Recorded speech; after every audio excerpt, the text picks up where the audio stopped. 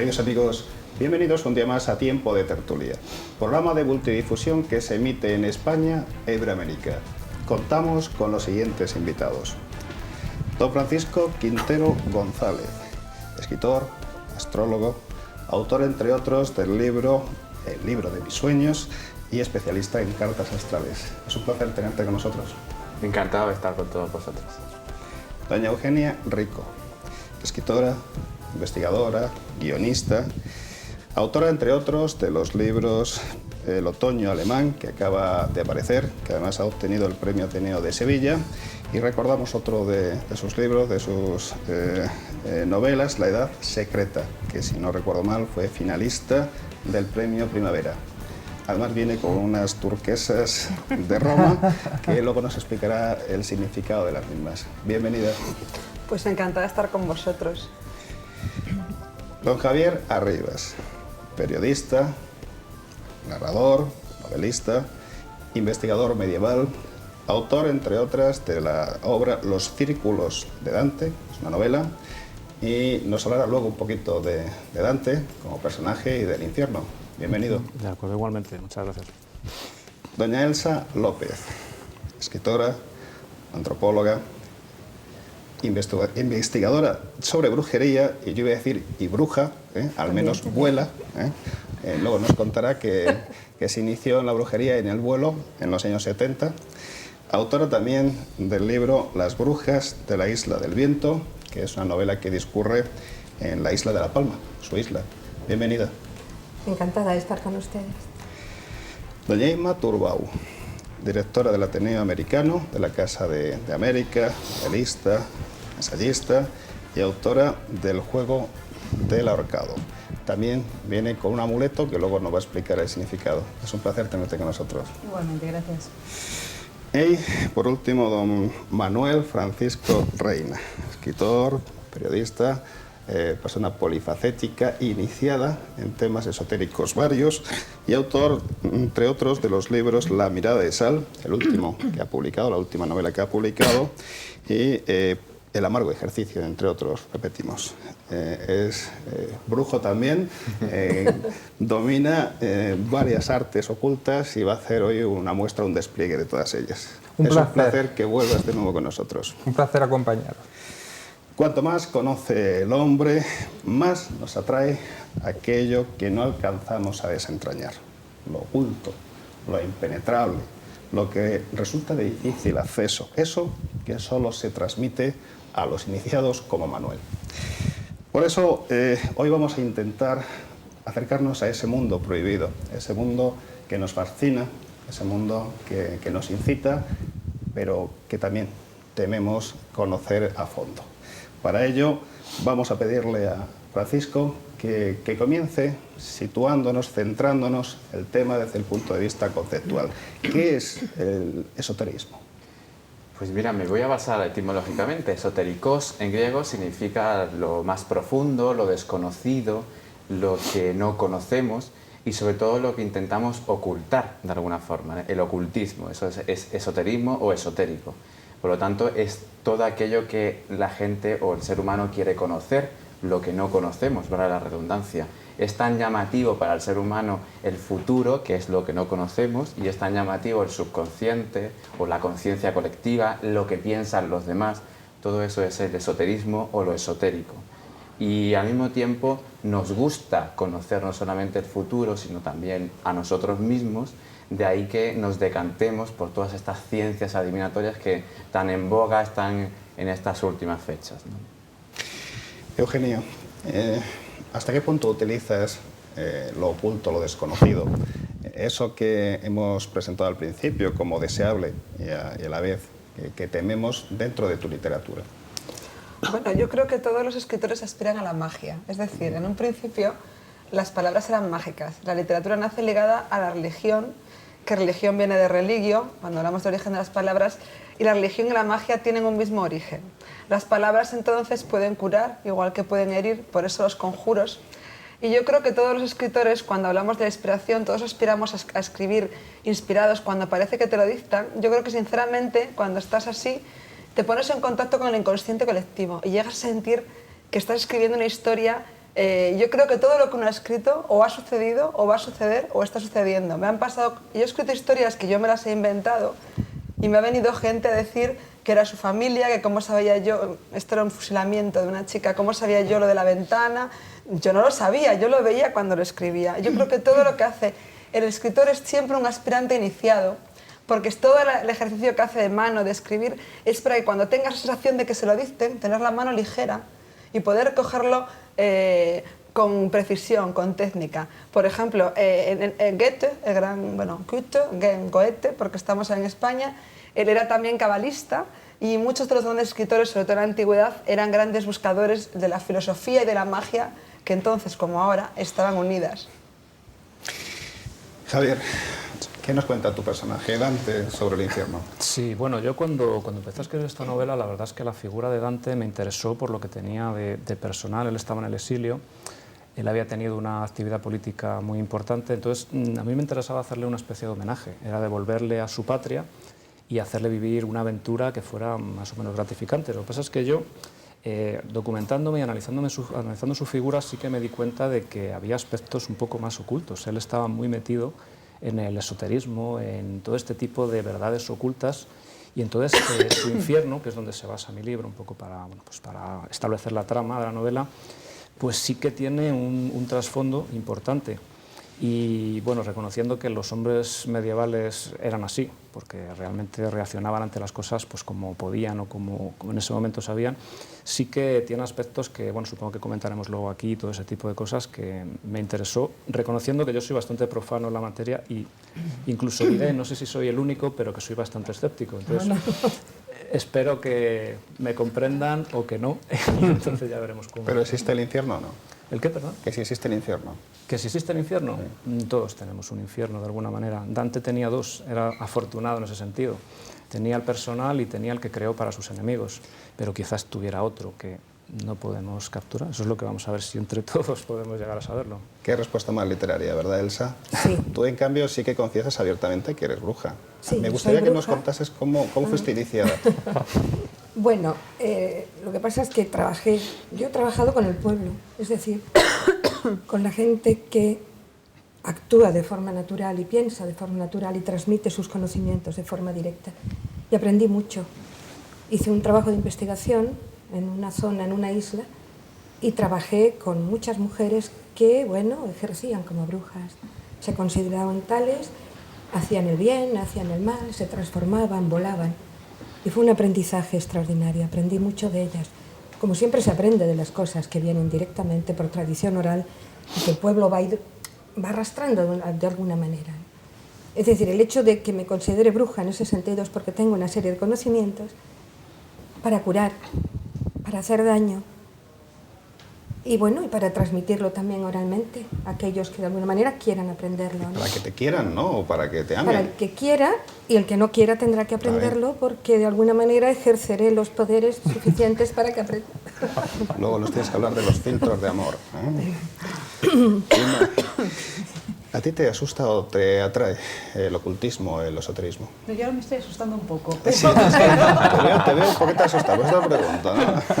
No, yo creo que como a todos los que nos gusta contar historias y que nos las cuenten, me atrae, ¿no? Y me ha atraído desde los ciclos artúricos, la mitología, cualquier explicación alternativa a lo que es la realidad pura y dura, cualquier explicación no científica, por principio me atrae, me parece interesante, ¿no?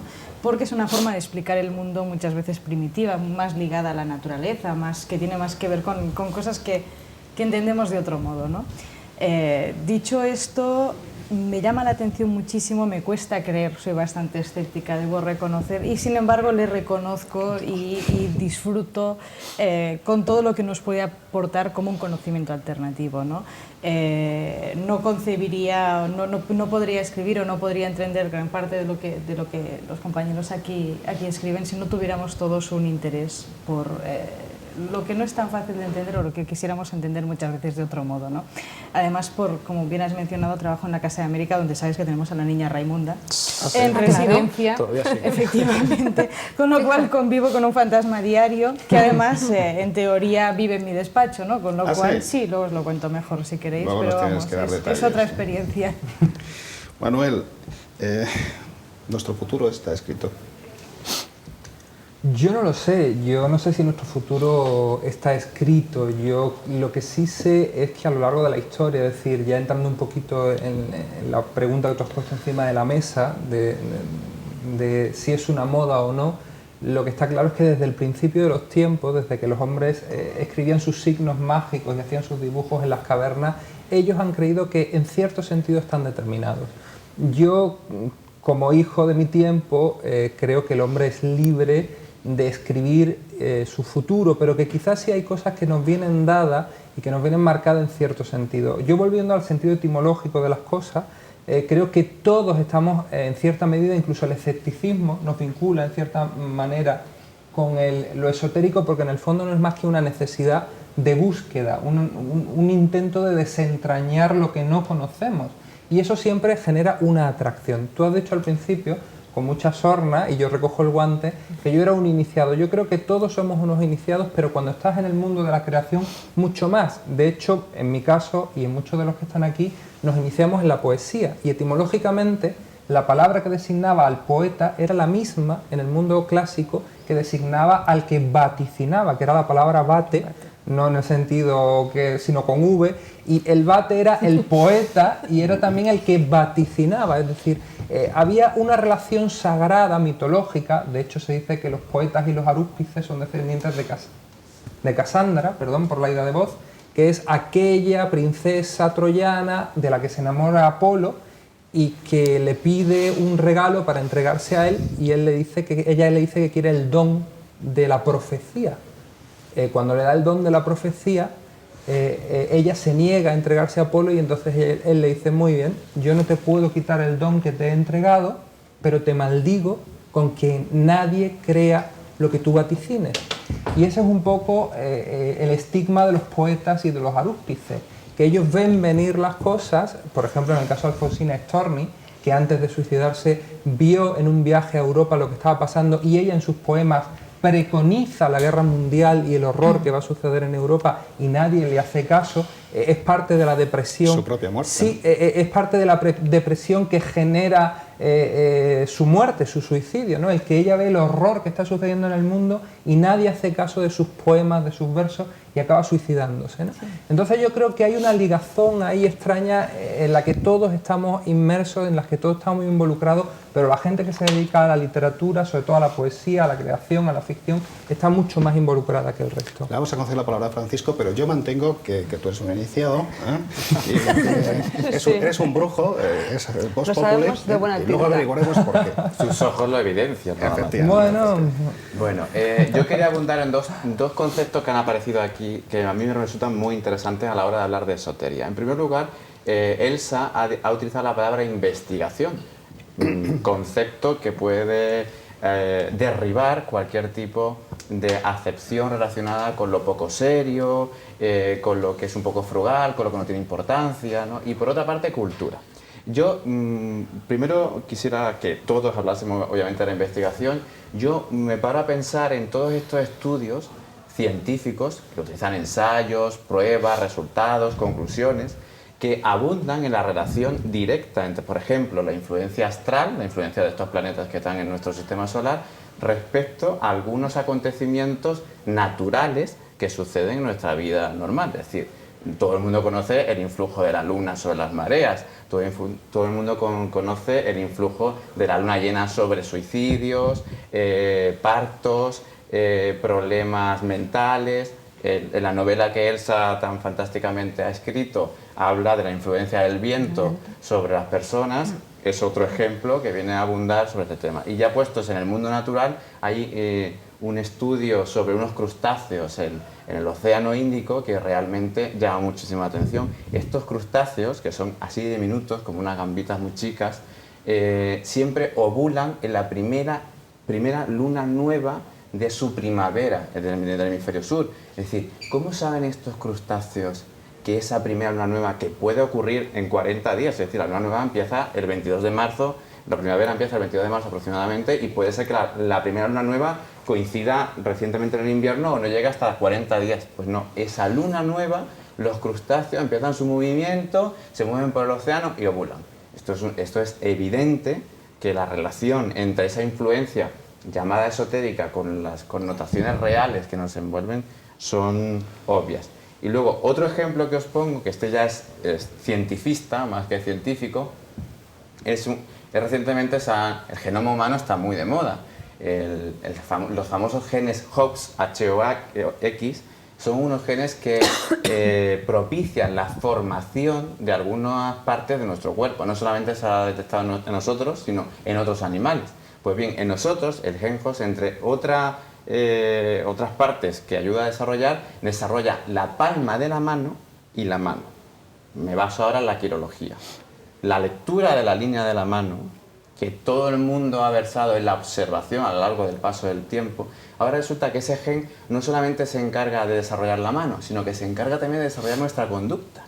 Fíjate, algo que todo el mundo ha observado, que la línea de Salomón, la línea mental, la línea jupiteriana tenía un significado, pues ahora científicamente relacionamos el gen de forma material, tangible, es decir, toco mi mano, con nuestra conducta, ¿no? Son evidencias que abundan en que algo, por supuesto, que está más allá del alcance de cualquiera existe, que nos interrelaciona y que, por supuesto, llamamos esotérico porque aún no sabemos tocar con las manos. Sí, yo quería hablar, seguir un poco el proceso de lo que él está diciendo. Es decir, que de alguna manera, hasta que la ciencia no llega y da el veredicto, parece que la humanidad no se convence. Pero hay muchísimas cosas que la ciencia ha llegado 2 siglos más tarde, cuando ya ha habido quien insinuaba que eso podía suceder. Y se le consideró un mago o un brujo o una persona fuera de la sociedad. Y fue perseguido y fue quemado. Digo esto porque muchas de las cosas que recogemos en los informantes que nos cuentan cosas, por ejemplo, la influencia de la luna en los comportamientos o la influencia del viento, ya ha habido científicos. A primeros del siglo XX hubo un científico en Barcelona que trabajaba en un manicomio y había puesto un aparato en lo alto del manicomio para detectar la llegada del viento. Cuando el viento llegaba, trataba a los enfermos con una medicación superior a la normal, porque sabía que iba a haber alteraciones de la conducta. Voy más lejos. En Tel Aviv hay un manicomio dedicado expresamente a enfermos del viento. Cuando los soldados cuidan las fronteras y saben que viene el Sharaf, los cambian cada hora, en lugar de cambiarlos cada 6 o 7 horas, porque saben que eso es una influencia muy negativa en su comportamiento. Eso que hoy los científicos analizan y estudian, hace 2 siglos, cuando alguien tenía una ventolera o estaba sirocada o se le metía el viento en la cabeza, porque hay brujas que a mí me han dicho, es que se me metía el viento en la cabeza. Y entonces yo oía voces que me decían, realmente es cierto. Porque luego he hablado con psiquiatras que dicen que es cierto, que el viento produce en el oído interno unos efectos semejantes a las voces humanas. Y ellas oyen esas voces. Es decir, que estos planteamientos que se hacen a nivel y llaman a la gente, bueno, pues es una bruja que inventa, que dice, no es cierto. Tan cierto como cuando dicen que se convierten en gallinas, realmente no se convierten en gallinas, eso no es factible. Pero sí que hay una conversión, hay una transformación. Incluso hay un traslado de la mente o del cuerpo o de la energía hacia determinados lugares donde ellas presencian cosas, saben lo que está pasando y por eso luego lo dicen y persiguen al novio o persiguen para bien o para mal. Bueno, de esto hablaremos luego. Que muchas veces cuando una persona como yo digo que soy bruja o que hay brujas, la gente sonríe como diciendo, bueno, esta mujer dice locuras. No digo locuras, digo cosas que están algunas ya cotejadas científicamente y otras llegará un día que se entenderán, como es volar, por ejemplo, de lo que hablaremos luego. Eso no puedes olvidarte en la No, luego hablaré del vuelo. Bueno, del vuelo de las brujas, que creo que luego hablaremos, sabéis que muchos vuelos eran porque tomaban sustancias alucinógenas, en el sentido... Pero lo que quería decir era, a raíz de lo de la ciencia, fijaros, por ejemplo, fenómenos hoy en día no explicados como la telepatía, como la precognición, fenómenos que uno sabe que existen, son equiparables a lo que fueron en principio, imaginaos las ondas de la radio. Cuando de repente la tapa de una olla a presión, como ha sucedido a nuestras abuelas, empezaba a emitir ruidos porque cogía las ondas hertzianas. Como no se conocía la explicación, era brujería. Era esotérico. Era esotérico. Claro. Simplemente todavía no se conocía la explicación. Yo estoy segura que hay energías que producen fenómenos como la telequinesia, como la telepatía, como la precognición, fenómenos que yo he presenciado, ¿no?, que no sé explicar, pero un día se van a poder explicar, porque igual que la energía de las ondas de la radio ahora mismo se conoce, se sabe cómo se transmiten, igual que ahora mismo se sabe de la energía de algunos cuerpos astrales, se sabe de las leyes de la gravedad, se conocerán las leyes que la rigen. Y simplemente en este momento le llamamos esoterismo, le llamamos magia, le llamamos oculto, está oculto para nosotros porque todavía no conocemos las leyes exactas por las que se rigen. Y esto de que y a la gente que sí las conoce o que las conoce por intuición, pues le llamamos magos, brujos. Cuando volvemos al mito de la caverna, ¿no? Estaban los que, sabéis, todos los conocéis, estaban los que están mirando, hay una gente encadenada que está mirando un fuego y solamente ve las sombras de la realidad en la pared. Cuando alguien consigue darse la vuelta y ver la luz, primero se deslumbra, pero luego empieza a contarle a los otros las cosas que ve. Ese es el vate que dice Manuel Francisco. Y todos dicen, este está loco. Cuando él en realidad le está contando lo que es la realidad. Yo creo que muchas de las personas que han ido más allá, como tú has dicho, bueno, fíjate Galileo, fíjate Miguel Servet, han sido quemados. Vamos a hablar de se ha quemado a las mentes más preclaras de la humanidad. Se ha quemado a las parteras, que es otro tema cuando hablamos de las brujas, a las mujeres que tenían todavía el conocimiento de cómo traer la vida de las hierbas, se las quemaba también para reprimirlas. Entonces, el tema de la ciencia es otro de los nombres de la magia. Ahora hemos sintonizado la ciencia, pero ciencia es la magia que ya dominamos o creemos que dominamos, porque luego se nos escapa como la bomba de neutrones, y la magia es la ciencia que no conocemos todavía. Javier. No, lo que te iba a decir que los quemaban a ellos no era la parte esotérica, o sea, no era la parte científica, sino más bien la esotérica, los que quemaba a esta gente. Entonces, sí, pero Galileo, Miguel Servet fueron quemados, sí, pero ellos no fueron quemados por la parte pero los quemó la Iglesia. Yo lo que quiero decir, al hilo de todo esto, enfrentamiento, esoterismo, ciencia y tal, me da la sensación de que el hecho de que la ciencia corrobore al paso del tiempo algunas de esas cosas es como si diéramos una carta blanca para que lo que no ha corroborado todavía pueda serlo en el futuro. Entonces, yo pienso, por ejemplo, un endemoniado del siglo XIII o XIV, hoy es un epiléptico, o sea, la ciencia no ha corroborado que fuera endemoniado. Y quiero decir que me sigue chocando el concepto de que, lo que pero conceptos la como el ciencia avión no lo vaya a controlar en el futuro. O sea, te estabas poniendo la radio, la televisión, transmitir imágenes, magia, potagia, volar por los aires, en aviones, en globos. Hacer sangrías a los enfermos, hoy no lo hace nadie. Sin embargo, en un momento dado era sacarles el espíritu negativo. Claro, hombre, porque está la superstición. Luego vamos a hablar de la diferencia entre ciencia, magia y superstición. Claro, sí. Emma. Sí, pero es que el campo es tan amplio que estáis hablando que a mí, por ejemplo, no me cuesta entender lo del viento, porque además de donde vengo es del Ampurdán y al que le toca la tramontana puede estar muy, muy loco. Pasando por la posesión demoníaca, a mí lo del crustáceo y la luna nueva me cuesta, lo reconozco, a pesar de que me imagino que el bichito tendrá algún tipo de sensibilidad a la luz probablemente, o que puede haber, que sí, que seguro que es, ¿no? Pero que la parte que me parece más, quizá la que más me interesa, la que más me fascina, la que como escritora puedo compartir mejor, a pesar de que respete y como no lo sé todo, ni mucho menos me queda todo por aprender, probablemente en esta mesa aprenderé, es la parte del vate, ¿no? O sea, y me parece como la historia de Casandra, la historia de Tiresias, ¿no? O sea, el ciego que es el que ve, ¿no? Y como el vate, el bardo, si nos vamos a la cultura celta, que seguro que conocéis mucho mejor que yo, y nos vamos a los druidas, y nos vamos a los alfabetos de los árboles, y nos vamos a toda la relación que tiene el que escribe, el que intenta ver, el que al final intenta explicarse el mundo o reflexionar de tal modo que se lo cuente a los demás, la relación que tiene lo que hacemos con la relación que tiene con lo que no entendemos, ¿no? Y con lo que buscamos entender, ¿no? Y lo que es, no sé, fabuloso supongo es que haya tantísimas explicaciones que a mí me tienen aquí absolutamente maravillada, ¿no? Elsa. No, yo quería contestar a lo de la epilepsia.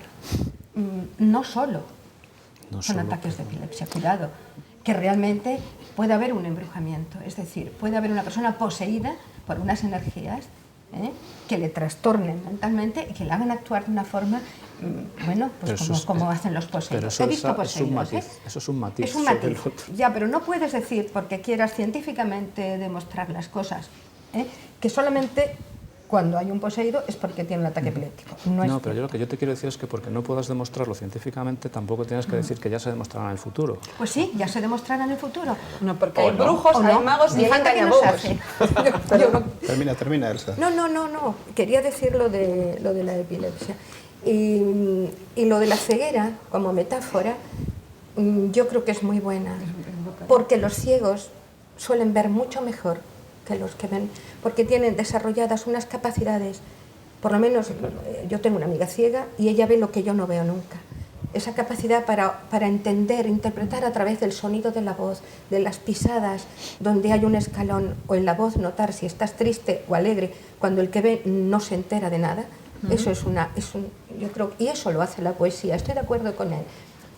Pero eso no es magia, eso es simplemente la realidad. Son unas coordenadas que funcionan perfectamente, que tú estás de repente en un sitio y te viene la palabra, te viene como algo extraño, ¿eh? Pero te viene porque al dictado, como decía Eugenia, como decía ¿no? ella, estoy de acuerdo contigo. Creo que esa es la magia de la literatura, y la magia de la vida es que también las cosas lleguen cuando tú no las esperas y no sabes de dónde vienen. Si no, la vida sería un martirio. Es decir, saber que B responde a y de ahí luego de B vendrá C es muy triste. Yo creo que de repente puede producirse un salto en el universo y ocurrir cosas maravillosas, y debemos dar esa especie, yo por lo menos es lo que intento, inculcar esa alegría de la vida, ¿no? Que la vida nos puede ofrecer cosas que no podemos entender, que no podemos clasificar, ni falta que hace que se clasifiquen. Esa es la hermosura. No, al hilo de lo que tú dices hay cosas muy curiosas. Por ejemplo, en uno de los textos acuñados como sagrados, que es el Evangelio, bueno, en el Antiguo Testamento, dice, en principio fue el verbo, es decir, la acción de la palabra. Y después hay otra cosa muy curiosa cuando dice, el gran poder que le otorga supuestamente la divinidad a Adán es nombra y tendrás. Es decir, es el don de la palabra. Pero al margen de los textos míticos, a mí hay algo que me resulta muy curioso, y es que nada más empezar el debate ya hay un conflicto que en el fondo es un conflicto de poder. Es decir, las tradiciones mágicas o esotéricas, las tradiciones religiosas y por otro lado la ciencia, que es la gran religión de nuestros días. A mí me resulta muy curioso porque cuando se habla de las pruebas científicas, en muchos de los momentos, y yo soy muy escéptico, aunque sea muy creyente en otros aspectos, ¿no? Soy muy escéptico, entre otras cosas, porque en el terreno de lo esotérico hay mucho engañabobo, pero también lo hay en el terreno religioso, y también lo hay, es decir, los iluminados, ¿no? Los ayatolas, los papas, no sé qué, es decir, hay que tener cuidado con eso. Y en el terreno científico ocurre exactamente lo mismo, es decir, nadie ha visto un agujero de gusano, nadie ha visto una partícula de antimateria, es decir, están en el terreno absolutamente especulativo. Lo que pasa es que se conducen por una serie de razonamientos lógicos que, como tenemos entronizada y sacralizada a la ciencia, parece que nos convencen más que otro tipo de razonamiento. Por ejemplo, con respecto a las percepciones, es curioso cómo lo que sí está demostrado científicamente, si es que damos por buena a la Santa Madre Ciencia, es el tema de los umbrales, es decir, los umbrales de los sonidos. Lo que tú decías de los ciegos, sí, que ejercitan mucho más otros umbrales. Eso sucede en el mundo animal. Los perros oyen frecuencias de sonido que nosotros no oímos, y porque nosotros no lo oigamos o no lo veamos o no lo palpemos no quiere decir que no exista. Nadie ha visto un rayo ultravioleta y sin embargo existe. Entonces hay que tener siempre mucho cuidado porque yo creo que el siglo XX ha sido el siglo, sobre todo con la corriente existencialista, que ha destruido todos los dioses, todas las fe, todas las creencias, cosa que en un momento determinado era necesaria para acabar con un régimen histórico, político y social determinado. Pero como dice Cioran, que es uno de los últimos de los grandes existencialistas, yo he destruido todos mis ídolos para consagrarme a sus restos. El problema es que al fin y al cabo todos necesitamos unas pautas ideológicas, unas fe, unas creencias, llama la ciencia, llama la religión, llama la magia, y está ahí de una manera o de otra. Y curiosamente la Iglesia, la Inquisición, quemó a los brujos y a los científicos ahora están quemando a los religiosos de una manera no material ni literal, y a los magos. Es decir, al final lo que hay es un trasfondo de una lucha de poder, porque en ese mundo de la fe que mueve montañas, como dice también el texto religioso, aquí todos quieren su parcelita, y el problema es que yo no veo esa frontera tan delimitada. Quizá Francisco nos puede ilustrar mejor sobre eso, pero en un principio tanto la astronomía como la astrología nacieron como la misma ciencia. Ptolomeo, observando. Es decir, que hay que tener cuidado porque los límites, aunque se pretendan, no son tan claros, son mucho más difusos. Eugenia. Yo quería, he dicho una cosa muy interesante sobre los umbrales. Fijaros que cuando una persona solo ve con un ojo, solo ve en 2 dimensiones, no ve la tercera dimensión. Las arañas me parece que tienen 8 y algunas tienen 16 ojos. Entonces yo me pregunto si las arañas verán 20 dimensiones, si verán dimensiones que nosotros no vemos. Porque a mí me han contado, no, pues si una persona ha nacido con un solo ojo, esa persona le explicas la tercera dimensión, la entiende, pero ella nunca la ha visto y no la percibe. Así que puede existir efectivamente una cuarta dimensión si tuviéramos el famoso tercer ojo, una quinta dimensión y, como os digo, hasta las 16 ojos de algunas arañas. Y esto me lleva también al tema, un tema que ha dicho Manuel Francisco, que es fundamental en este debate, que es esto de si es una moda o si es una tendencia. ¿Qué pasa? Que estamos en el siglo XXI, en teoría, se repite el principio del XX, nos dicen que ya no creemos en Dios, que Dios es el hombre, como dijo Feuerbach, pero la gente tiene problemas, la gente se muere, se le enferma el hijo y la gente necesita fe en algo.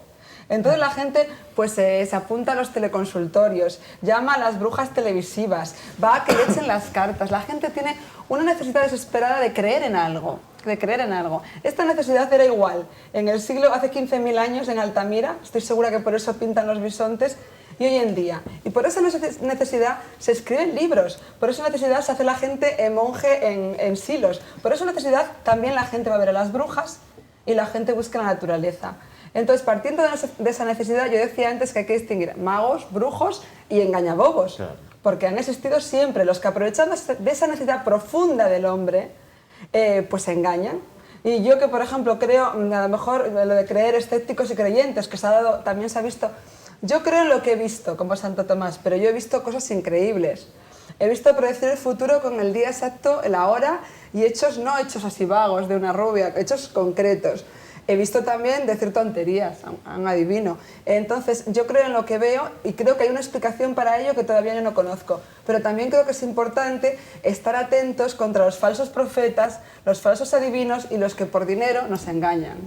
Ima. Sí, a mí no me caben dudas de que la gente quiere creer. O sea, que la gente necesita creer porque muchas veces como la respuesta en ti mismo no la hallas, y esto lo dice alguien que se ha tragado las 9 temporadas seguidas de Expediente X, que si algo, para algo sirve es para realmente darte cuenta de la cantidad de declinaciones que puede tener el tema. No, respecto a los umbrales, hay una cosa que me parece que entronca mucho con lo que estáis diciendo, algo, los umbrales del dolor, ¿no? Por ejemplo, cuando ves los sadhus en la India, los estados alterados de percepción, que es algo muy físico y es algo muy espiritual al mismo tiempo, ¿no? Donde conjugas experiencias y que se puede conseguir desde con las drogas hasta con el trance simplemente repetitivo de gestos. Bueno, lo conocéis todos perfectamente bien, ¿no?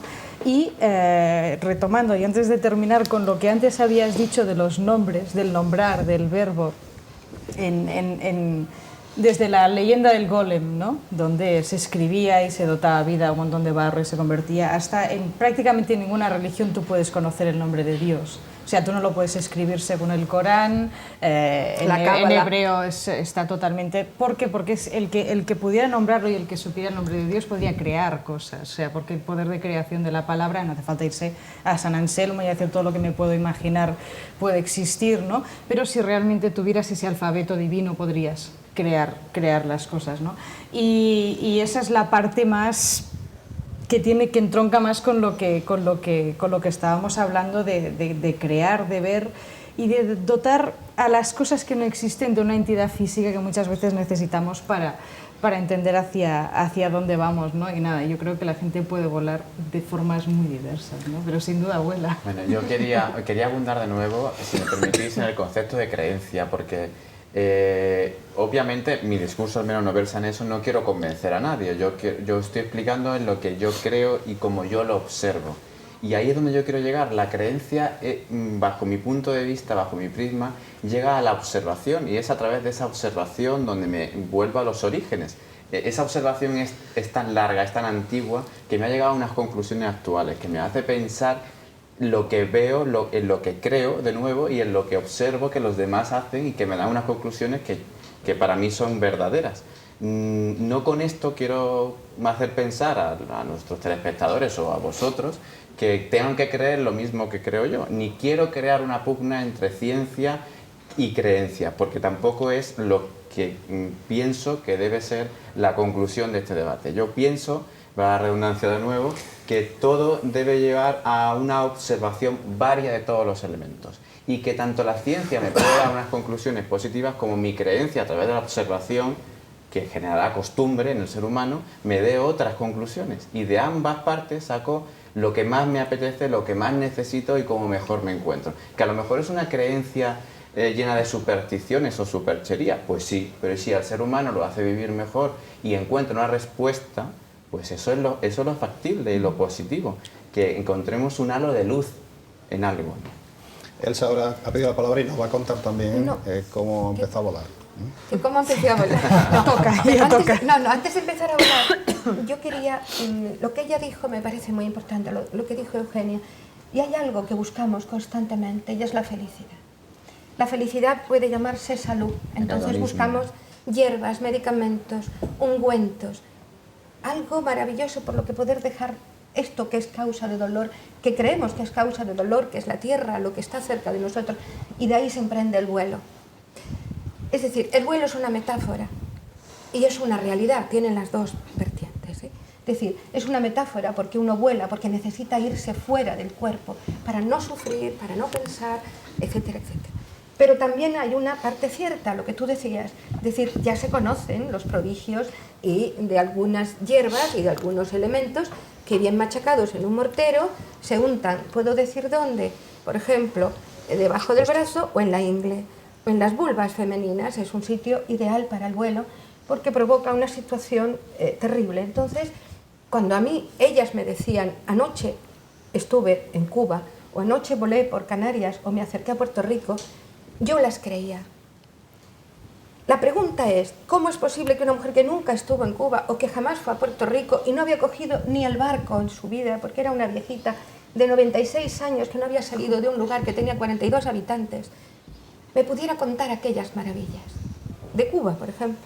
Ella se encontró en La Habana con todas las brujas, las tataguas que volaban en la bahía de La Habana, y tuvo una conversación con ellas. Bueno, evidentemente, tú dices literatura, pero ¿por qué literatura? Aquella mujer había sobrepasado físicamente el espacio y ella creía, y yo la creía a ella. Ese es el prodigio del vuelo. Entonces, cuando ella me da la receta para volar, nunca la he usado, no me ha hecho falta, porque yo cojo un avión o cojo un barco, esa suerte. Entonces, comprendo el vuelo de las brujas del siglo XVI y comprendo que se las quemara, porque es muy duro para el que está sometido a la enfermedad y al dolor y a la vida y a la política, de repente ver que otro puede volar y puede salir de todo eso, y que esa persona es una persona miserable a quien la sociedad ha echado del grupo y la ha expulsado del grupo y está viviendo en un bosque, porque las brujas de los cuentos son reales. Los cuentos solamente recogen lo que han visto, que son viejecitas abandonadas por la sociedad, abandonadas por su familia o por sus hijos, por lo que sea, porque tenían poderes, porque adivinaban, porque decía que iba a haber una plaga y había una plaga. Entonces, ¿cuál es el problema? ¿Por qué sonríe la sociedad cuando una persona de estas dice que ha emprendido el vuelo y ha vuelto feliz una noche después de estar en La Habana y se ha acostado con quien ha querido? Porque a la sociedad no le gusta que las mujeres vuelen, ni que se acuesten con quien les dé la gana, ni que hagan lo que les dé la gana. Ese es el principio también de muchos problemas sociales. ¿Y por qué se condena a estas mujeres? Y se las llama brujas y se las rechaza, simplemente porque hacen lo que no es conveniente, lo que nadie hace, y porque ejercen su libertad y su voluntad. Eso es importante en el discurso de las mujeres, que tienen que aprender a ser brujas también, para poder liberarse de la sociedad. Estoy totalmente de acuerdo, porque yo no voy a entrar, que yo no soy conocedora como tú de la parte más esotérica, aunque decían que mi abuela era bruja, que aprovecho para desmentir, porque ya me hubiera gustado. Es mucho más interesante. Aprovecho para deciros que mi abuela predecía la muerte de la gente, esto lo he vivido yo. Ella decía, qué pena, mengano de tal, tanto que le quería, un hombre simpático, solo 48 años, y que se acaba de morir allí en Vigo, ¿no? Y el señor se estaba muriendo en ese momento. Esto se puede explicar por telepatía. Yo solo ¿De una sola persona o de todas y alguna se moría? No, cuando lo decía de alguien, esa persona no se moría, se estaba muriendo en un plazo de un día. Desde cuando le decía a mi abuela a un día.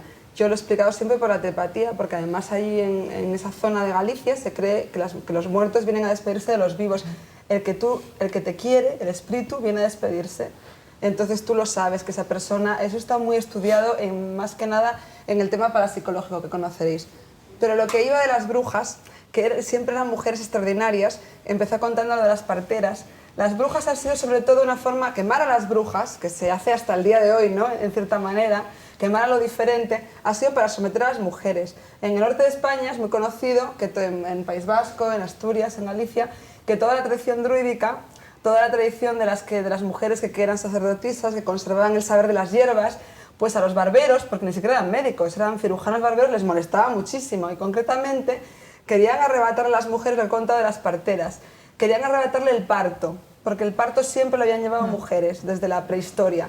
Y cuando en el siglo XVI, no en la Edad Media, se lleva la fama a la Edad Media, y cuando se queman las brujas a troche y moches en el siglo XVI, se queman brujas, se queman casi todas las parteras que había en los pueblos del norte para amedrentarlas. Y los cirujanos o barberos, que con la misma cuchilla que veían una mujer iban para otra, cogen el parto. Y la mortalidad del parto en España, son cifras, hay un estudio interesantísimo, se multiplica por 100. Porque estas mujeres no sabían mucho, pero instintivamente desde la prehistoria sabían unas normas de higiene, Cuando entran los hombres a quitarles este poder de la vida a las mujeres, cuando entran los hombres, ahora no, ahora por fin la ciencia se ha desarrollado, vienen trayendo una mortalidad. Y para quitarlas de ese poder de ser mujeres, de ese poder de controlar la vida, de ese poder de ser sacerdotisas druidas, las queman.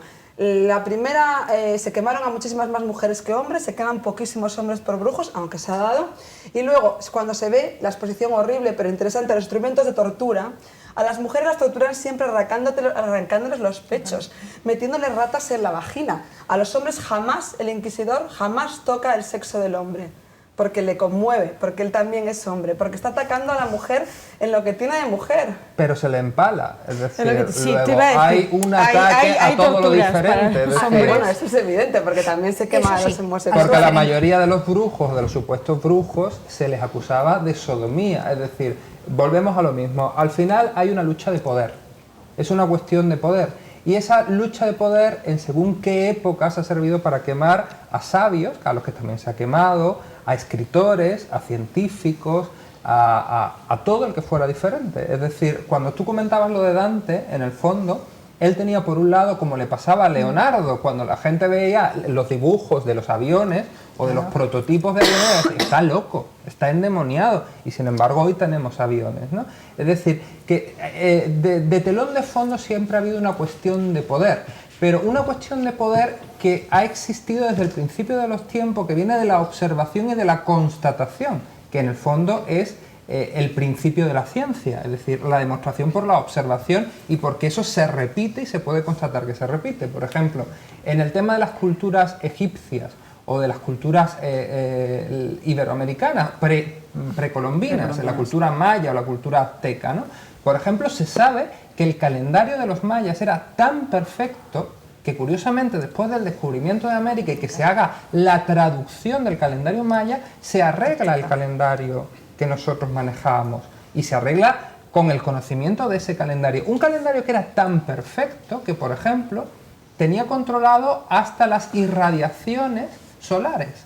Hasta tal punto es así que, según los mayas, una cosa que está muy cacareada ahora con esta película horrenda de ese señor al que no vamos a nombrar porque no nos cae bien, se sabe, por ejemplo, que según ellos el fin del mundo era en el 2012, porque además da una fecha. Es cuando acaba Expediente X. Una fecha de Expediente X. Es decir, es un símbolo, ¿no? Pero curiosamente los científicos sí están de acuerdo con los mayas en que es una fecha en la que va a cambiar el tipo de radiación solar. Luego, eso es religión, eso es magia, eso es superchería, eso es ciencia. Lo cierto es que para los mayas era religión, era magia y era ciencia. Luego vuelve a lo mismo, hay una lucha de poder y al final los límites entre una cosa y otra no están tan claros, son mucho más difusos. Y lo que sirve al ser humano es para explicar el mundo de una manera o de otra. Claro que hay engañabobos, pero nosotros creo que tenemos cierto crédito, incluso aunque veamos Expediente X y otras cosas, pero quiero decir con esto que estamos defendiendo algo que es una manera de entender, de interpretar el mundo tan válida como otra cualquiera, porque nadie dice cuántos científicos dicen que van a curar el cáncer o el SIDA y es mentira. Sí, además, pero lo que estás hablando son y de lo que es de procedimientos muy empíricos. O sea, los científicos de los que estamos hablando son científicos de hace unos cuantos siglos y tal. Y si te fijas, la ciencia hoy en día que ha dejado ya la gran parte del trabajo de observación, porque más o menos lo que se podía observar está bastante observado, y nos vamos al quantum y nos vamos a la teoría de cuerdas, o nos vamos a la teoría del caos. La teoría de cuerdas, por ejemplo, lo que tú decías antes de las 20 dimensiones que puede estar viendo una araña ahora mismo, ¿no? Según la teoría de cuerdas, hay una posibilidad entre 800 millones de billones de trillones de que si tú te das un cabezazo contra esa pared la traspases, ¿no? Entonces, claro, tú tendrías que estar no sé cuántos millones de años dándote cabezazos contra la pared y habría una oportunidad de que la traspasases. Eso en teoría sirve para poder explicar los fenómenos paranormales, las cosas incomprensibles, que un día tú podrías estar tirando zumo de naranja a un vaso y ese zumo fuera de color azul. Es decir, hay una posibilidad. A lo que se dedica ahora mismo la teoría más salvaje en ciencia es a intentar explicar las cosas que nunca se han podido explicar, y lo que está haciendo es asumir que casi todo es posible. Claro, fíjate que la física cuántica es lo que ha tomado el lugar de la teología. Porque Totalmente. la física cuántica ahora mismo es la forma casi más elevada de poesía o de teología. Está tan cerca de Tomás de Aquino, de la búsqueda de Dios, porque realmente es todo construcción abstracta. Y han hecho experimentos, hablando del límite con la magia, experimentos que se han realizado en los que un ratón sale antes de una caja de que entra, eso lo conocéis, un electrón sale antes que entra. Realmente han conseguido modificar, porque el tiempo, como dijo Einstein, ¿no? Yo no soy muy buena en física, pero el tiempo también es una variable. Entonces, al final, todo se encuentra. Por eso creo que estamos de acuerdo todos que estamos aquí, aun los escépticos, que ser también tan reduccionistas, o sea, creer solamente en la ciencia. ¿Pero qué es creer en la ciencia? ¿Creer en lo que se publica en la revista Science esta? Que luego resulta que son experimentos inventados. Ya no sabemos siquiera lo que es ciencia. Y más que nunca, en esta especie de siglo que estamos, que no sabemos cómo vamos a acabar, que a lo mejor el fin del mundo ya viene y hay que aprovechar. 2012 es la invasión alienígena. Pues tenemos el fin del mundo, en realidad, es la conspiración del gobierno americano con los marcianos. Están buenos. Yo creo que tenemos que estar abiertos a Había todo. un par que no estaban mal. Sí, pero tenemos que estar abiertos en todo para tener una búsqueda sincera, porque yo creo que, como ha dicho Elsa, todos buscamos la felicidad, y el que supiera dónde encontrarla, ¿no? Eso sí que ese tendría la piedra filosofal, que no es otra cosa. Buscamos la felicidad y buscamos saber por qué los cangrejitos de Francisco encuentran la salida. Y yo te voy a decir otra cosa, porque tú estabas como escéptica con los cangrejos. Yo lo de los crustáceos me ha costado. Pues sí, pues cuando el tsunami no había ni un animal. En no sé cuántos kilómetros a la redonda. Es decir, ¿por qué sabían que venía el tsunami? Pues lo sabían. Porque tienen otros umbrales. ¿Por qué las hormigas? Eso lo aprendí con mis brujas. Cuando llueve, antes ¿Por qué de las llover? hormigas se vuelven locas cuando va a llover? Claro. Yo aprendí tanto con ellas, Para por cerrar el ejemplo. hormiguero. Ahora sé cuándo va a llover, Las sé gaviotas. cuándo va a subir la savia de las plantas, porque la luna se lo indicaba el día anterior. Sé cómo tener varón o hembra, yo ya no, porque soy abuela, pero sé cómo recomendar a las parejas jóvenes cómo Cuéntanos. para tener varón o tener hembra según se coloque la cama, porque ellas me enseñaron que según la colocación de la cama y según el coito se realice, ella en la cabecera o a los pies, ellas dicen la montaña o el mar. Si ella está con la cabeza en la montaña, quiere decir que está en una posición determinada y la penetración se realiza de una forma determinada. Por lo tanto, los genes que hacen que la proporción de hembras o de varones sea superior será determinada. Esto lo han venido ahora a decir los médicos hace 9 o 10 años, cuando ellas ya lo sabían hace 200 o 300 años, que la posición de la pareja fecundaba hembra o macho. Y lo que comías también, si comes almendras o comes miel o comes dátiles. Pero, ¿por qué lo sabían? Hombre o mujer. Por la observación. Luego te lo cuento. Luego te explico la postura. No, ahora. No, si ella está con la cabeza en la montaña, quiere decir que su postura es de este tipo. La penetración se realiza así, la pérdida de espermatozoides es muy superior. Como los espermatozoides femeninos son los que más resisten y son los que suben hacia arriba, será hembra.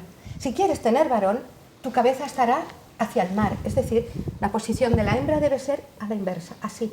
El varón penetra. Y entonces los espermatozoides masculinos sí que se resisten y aguantan y puede ser varón. Esto combinado con determinados alimentos y según las fases de la luna, porque también tiene que ver cómo sea la luna, claro, para que la savia, igual que suben las plantas, pero cómo es que la humanidad es tan ignorante y tan soberbia que cree que se lo sabe todo. Yo tengo otro ejemplo, y perdona Javier que te interrumpa, porque habías pedido la palabra, Tengo otro ejemplo muy manifiesto sobre un artículo que he leído sobre un observador meteorológico que hay en Extremadura, un observador, es decir, un funcionario público del INM en España, que ha observado que él, cuando mira el cielo y la luna está muy cerca de Marte, se dan situaciones de poniente que son las que hacen llover en España, porque obviamente todos sabemos que los frentes atlánticos son los que barren la península España de oeste a este y la riegan. Pues él lo ha observado, es una de las que ha observado antes. Y yo me he dedicado a observarlo. Y se dan situaciones de poniente mayoritariamente, no siempre, cuando la luna y Marte están juntos. Javier. No, yo lo que te iba a decir, hablando otra vez del tema de ciencia y tal, me da la sensación de que nos metemos mucho con la ciencia, pero siempre recurrimos a ella para demostrar. Tú has dicho, son cosas que estas mujeres conocían y de repente ahora la ciencia las admite. ¿Eso ya es la verificación de que esos...? Bueno, perdón, termina. Lo que te quería decir es, respecto a eso, dices, bueno, es una cuestión de observación. Estas mujeres observan y tal. Hay una tribu africana, que no recuerdo ahora cuál es, que dicen que para tener hijos se bañan en el río las mujeres. Pero es que se bañan en el río, es que se bañan con los hombres y hacen el amor con ellos. Entonces, eso, dime de qué manera podemos establecer que todo eso no es una mera percepción y si es algo que pueda ser corroborado, no digo ya por datos científicos, por datos objetivos, de alguna forma. Es algo que se me sigue escapando. ¿Se te sigue escapando? Se me sigue escapando. Bueno, lo del agua, ten en cuenta que es un símbolo, igual que esa tribu africana, que ellos se masturban delante de unos campos inmensos que parecen campos de, no sé cómo se llama esa planta, abre así como una especie de vagina florecida, y entonces ellos se masturban allí y entonces creen que fecundan así la tierra. Es una metáfora realmente. No, pero en este caso, cuando las mujeres se bañan en el mar, te voy a contar una cosa, se bañan en el mar, entonces ellas creen que la espuma es la que las fecunda. Y sabes una cosa, cuando tienen hijos no tienen padres biológicos, ellas eligen al padre, y la palabra que define a esa tribu, padre, es aquel que me hace reír. La mujer elige al varón que hace reír a esos niños que nacen. Esos niños que ellas los tienen, creen que los tienen en la espuma, y les da la posibilidad de elegir un padre que te hace feliz. No un padre biológico que a veces no sirve para nada. Afortunadamente, allí no hay maltrato. No hay maltrato, claro que no, porque ellas han podido elegir al pater familiae. Claro. Sí, yo quería Esa es la clave. que hay una manera, pues por dar que a lo mejor a alguien le interesa que lo esté viendo. A mí un médico me dijo una manera de tener niño o niña, que es totalmente de médicos, que tiene que ver con lo que tú has dicho. Si se hace el amor el día de la ovulación, que hay unos aparatitos que te compras y te dicen el día de la ovulación, la posibilidad es 90% niño. Puede fallar, porque puede fallar. ¿Por qué? Porque el espermatozoide masculino, que lleva el gen masculino, vive muy poquito. Así que hay que ponérselo fácil. Entonces es llegar y chutar a portería. Entonces niño. Si se hace el amor, al contrario, muy lejos de la ovulación, y ahí ya depende del padre, si tiene un esperma muy resistente, que hay esperma que puede vivir de 2 días a 1 semana. Claro, el que vive 1 semana tiene niñas por todos lados. Pues van a sobrevivir los espermatozoides que portan, digamos, el ser niña. Y entonces va esa persona que se lo haces lejos de la ovulación, pues niña. Entonces quizá eso tiene que ver con todo esto que me dices de las posturas, pero esto lo decía un ginecólogo en la facultad aquí en la Autónoma, o sea que a lo mejor a alguien le sirve y no es brujería, pero tampoco podemos aceptar la responsabilidad si alguien lo hace y le sale al revés. Si recordamos al doctor Ojino, yo creo que toda una generación entera somos hijos del doctor Ojino. Sí, dicen que hay más hijos de Ojino de cualquier otro padre, bueno, pero esto parece cierto. Señor, empezamos hablando de esoterismo y terminamos hablando de posturas. Yo sé que la compañía es sugerente y que siempre tenemos una cierta tendencia atávica a buscar el placer en lugares más recónditos y raros. Pero vamos a seguir con el planteamiento inicial. Francisco, se me escabulló Manuel cuando le pregunté si el futuro estaba escrito. ¿Tú crees que nosotros llevamos, cada uno de nosotros, escrito ese futuro en la palma de nuestras manos, como decías antes, o podemos desentrañarlo con el tarot o con otras ciencias ocultas? Mira, esa es una fantástica pregunta. Yo soy poco amigo de las citas, pero esta cita de Kepler, un fantástico astrónomo que luego ha derivado en astrólogo alemán, decía que los astros no influyen tantos, no determinan el futuro, sino que influyen. Viene a decir con esto que obviamente el individuo es libre siempre para decidir todo. Yo utilizaba, en otro programa de televisión, utilicé una vez una metáfora que fue un poco así como llamó la atención, porque decía que a todos nos daban los condimentos para hacer un potaje. Ahora cada uno hace el potaje como le da la gana. Es decir, lo hace de buen sabor, le puede hacer los garbanzos duros, puede hacer otra cosa peor o no puede hacer ningún potaje, eso depende de cada uno. Yo pienso que hay grandes caminos que se marcan. Y se marcan en todos los aspectos. Se marcan en el nacimiento, se marcan en la forma de entender la vida, se marcan en tu conciencia colectiva, se marcan en los compañeros de viaje, se marcan en muchas cosas. ¿Que está determinado completamente? No, yo diría que no, que nosotros influimos mucho en el destino, aunque hay unos elementos básicos que no te queda más remedio que asumirlos como tal. Por tanto, yo creo que no está escrito del todo, no está escrito. entonces, Elsa, tenemos que recurrir a las pócimas. Si queremos hacer daño, si queremos enamorar, Sí, hay claro, que yo buscar creo filtros, que ¿no? la realidad es la que es Pues realmente mágica. ¿cómo hacemos un filtro de amor? Venga. Pues un filtro de amor, voy a dar la receta. Tomamos papel y lápiz. Bueno, es que hay que volver a hablar del sexo, lo siento. No, si estamos lo de acuerdo. siento. Se coge, Bueno, siéntelo. bueno, se coge un poco del menstruo femenino y se deja secar. Una vez seco, se hace polvo, la sangre ya seca, se hace polvo. Hasta ahí, esto funciona. Lo que ocurre es que hay que añadirle cosas que ya me parecen un poco extrañas. Por ejemplo, pues las alas de una mosca fritas, eso ya son... Cada uno le va echando lo que quiere, una rodajita de limón, lo que tú quieras. Lo que funciona realmente es el menstruo seco. Esto se hace un polvo y cuando el que tú quieres que te quiera va a tomar café a tu casa, si es que va, si no vas tú a la suya, le echas los polvitos en el café con un poquito de azúcar y lo revuelves. Ya. Se lo toma Con mucho y azúcar. le entra una locura, con mucho azúcar.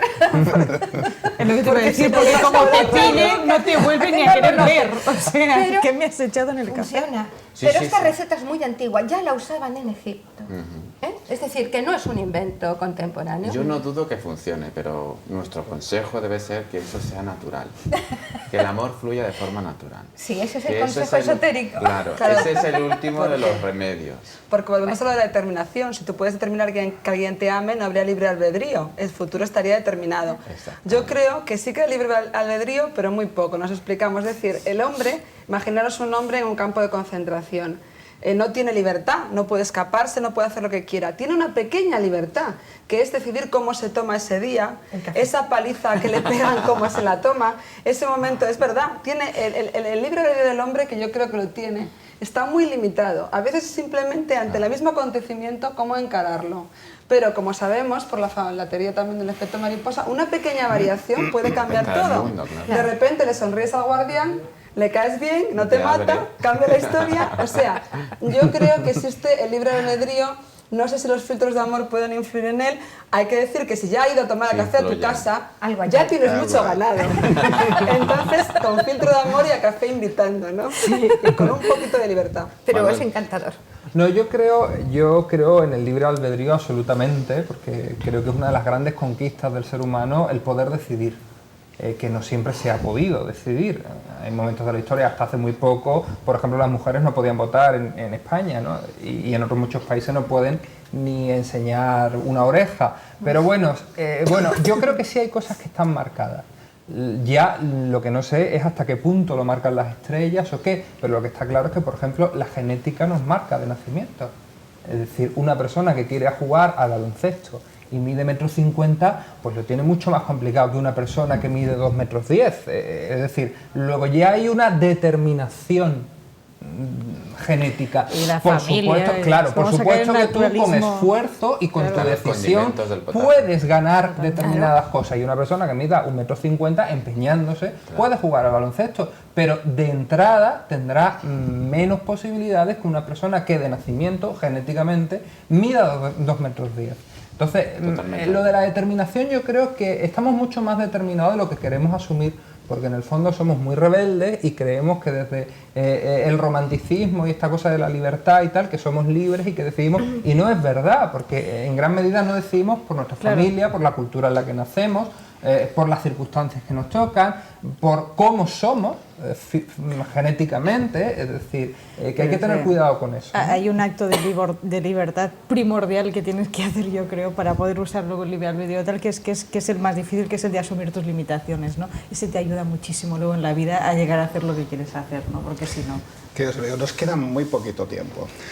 Los cíclopes eran tremendamente, tristes, melancólicos, sufrían profundamente porque con su único ojo tenían la potestad de adivinar el futuro. Pero sobre todo, al adivinar el futuro podían adivinar el momento exacto de su muerte. No vamos a hablar ahora de muertes, se ha mencionado, pero de paso vamos a hablar de vida. Y me gustaría que cada uno de vosotros, para cerrar el programa, nos contase, compartiese con nosotros qué es lo que realmente querría adivinar, intuir de su propio futuro. Empiezo por mí. A mí me gustaría adivinar del futuro la felicidad de la gente que quiero.